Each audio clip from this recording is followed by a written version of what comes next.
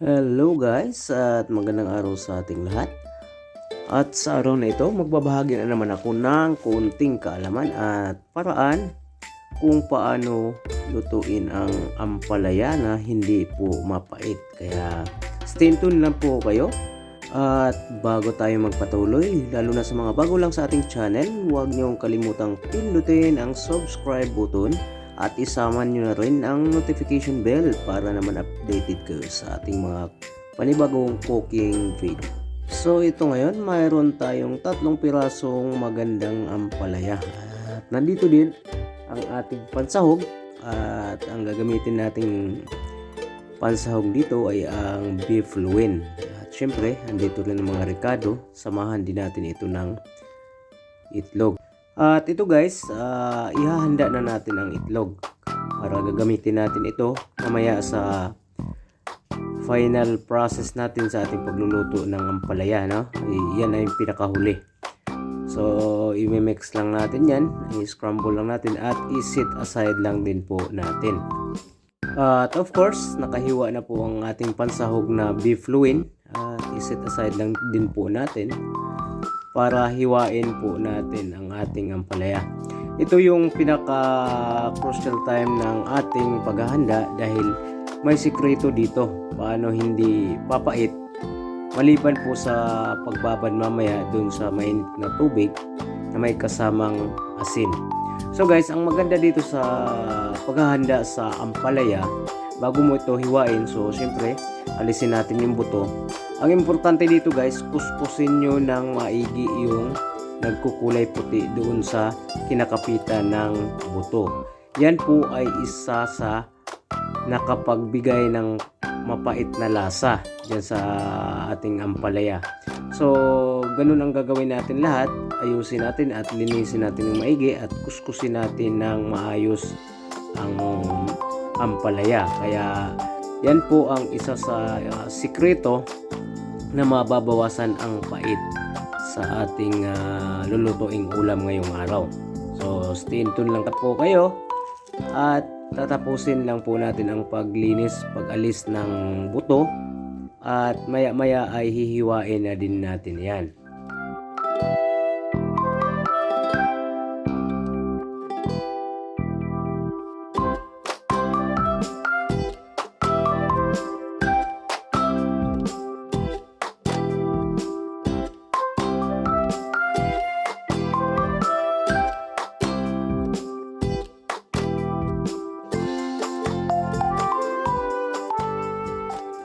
So, ayan guys, hihiwain na natin at hindi po kailangan dito ang makapal na hiwa.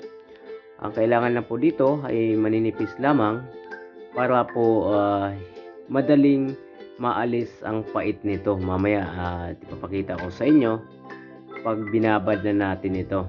At ang kailangan din natin doon ay ang maligamgam na tubig at lalagyan natin ng kunting asin. Sa pagbabad po nito, guys, dalawang paraan po ang pwede nating gawin. Pwede nating lusawin ang asin doon sa maligamgam na tubig at saka natin ilagay itong ginayat nating ampalaya. At pwede ring gagawin natin na hayaan lang natin ang maligamgam na tubig at ilagay natin ang ampalaya, saka natin lalagyan ng asin doon sa ibabaw. So, yan ay tatagal lamang sa loob ng 10 to 15 minutes. So, hindi kailangang mamadaliin natin ang pagluto nito para makuha natin ang tamang pagluto nito na hindi mapait.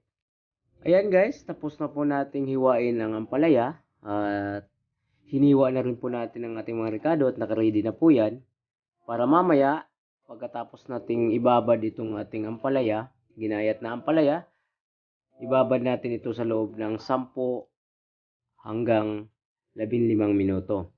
So yan, maligamgam na tubig ang ginagamit ko dyan. At nilagay ko lang ang hiniwa nating ampalaya, saka ko lalagyan ng asin. So gaya ng sinasabi ko, sa dalawang paraan pwedeng kahit saan doon ang gagamitin ninyo o kahit saan doon ang susundin ninyo. Pwedeng ilusaw nyo yung asin doon sa maligamgam na tubig, saka nyo ilagay ang ampalaya. At pwede rin doon sa ginawa ko na nilagay ko lang ang ampalaya doon sa maligamgam na tubig, saka ko nilagyan ng asin. So, it will take time guys, sa loob ng 15 minutes. Hindi po natin mamadaliin para makuha po natin ang tamang paraan at hindi po ito papait.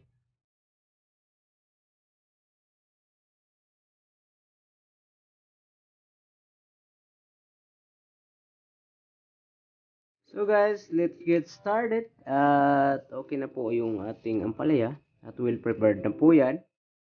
At mag-uumpisa na po tayong magluto sa pamamagitan ng paglagay ng mantika dito sa ating cooking pan at painitin lang natin ito ng konti at igigisa natin ang ating ricado tulad ng sibuyas, bawang at kamatis. Yun po ang pangunang igigisa natin.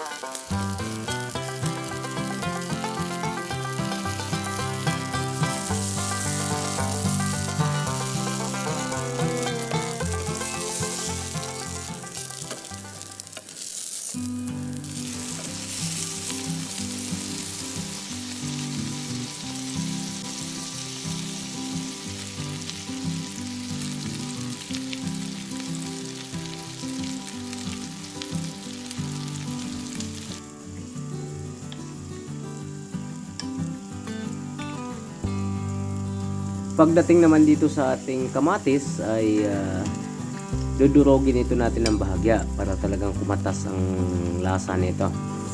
At saka natin ilalagay ang ating beef loin.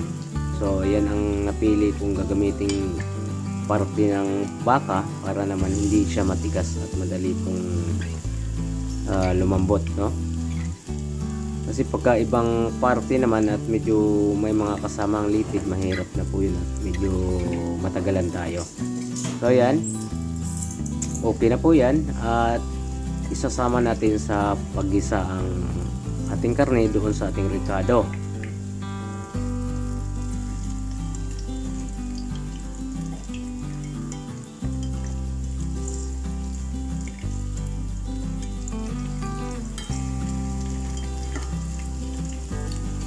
So bago natin ito isi-simmer sa loob ng 5 minuto, mag-pre-seasoning na muna tayo. Lalagyan natin ito ng powder na black pepper at sasabayan din natin ito ng seasoning. So it's up to you kung ano ang preferred seasoning na gamit ninyo.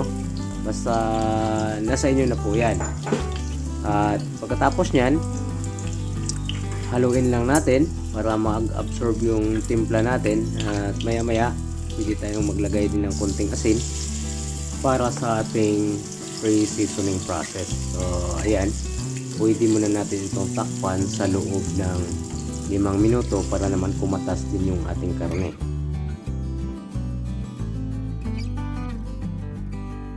So ito guys, after 5 minutes medyo kumatas na po at medyo dumami po ang tubig. So ito, pwede na nating ilagay ang ating ampalaya. So yan yung ampalayang binabad natin sa loob ng 15 minuto at ready na po yan. Halo kay ubi muna tayo ng konti, no? Para naman mapaghalo natin lahat.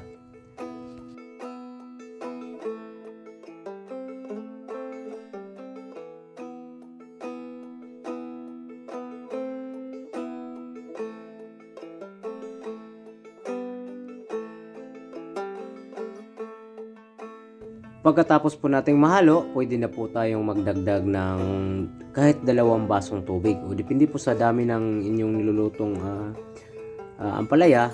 Kung ito na may katamtaman lang ang dami, i-adjust nyo lang din po ang dami ng tubig. So sa akin guys, ay mahilig din ako ng konti sa maanghang, kaya naglagay ako ng green chili at hiniwa ko lang ito ng manipis.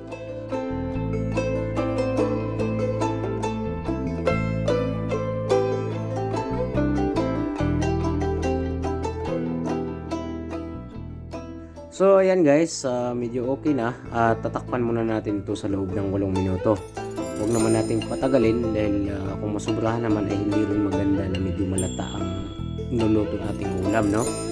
So ayan, kumulo na at titikman lang natin kung kinakailangan nating magdagdag pa ng pampaalat ay gagawin na rin natin. So ayan, binagdagan ko ng konting asin at konting halukay para ma-dissolve yung nilagay nating asin. Yan.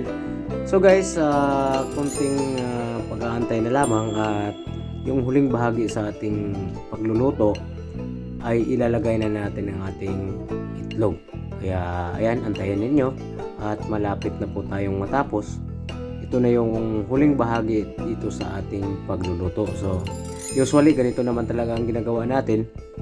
Sa huling bahagi nitong ating pagluluto, diyan natin ihalo ang itlog para naman medyo traditional way ang ating pagluluto nito, pero ginagamitan natin ito ng paraan para hindi ito mapait. So ayan guys, maraming salamat sa inyong pagpanood dito sa ating video at sana nagustuhan po ninyo. At once again, itong inyong kaibigan sa kusinang COFW Lutong Pinoy ay nagpapasalamat muli sa inyong suporta at pagtangkilik sa ating cooking channel. So see you next guys.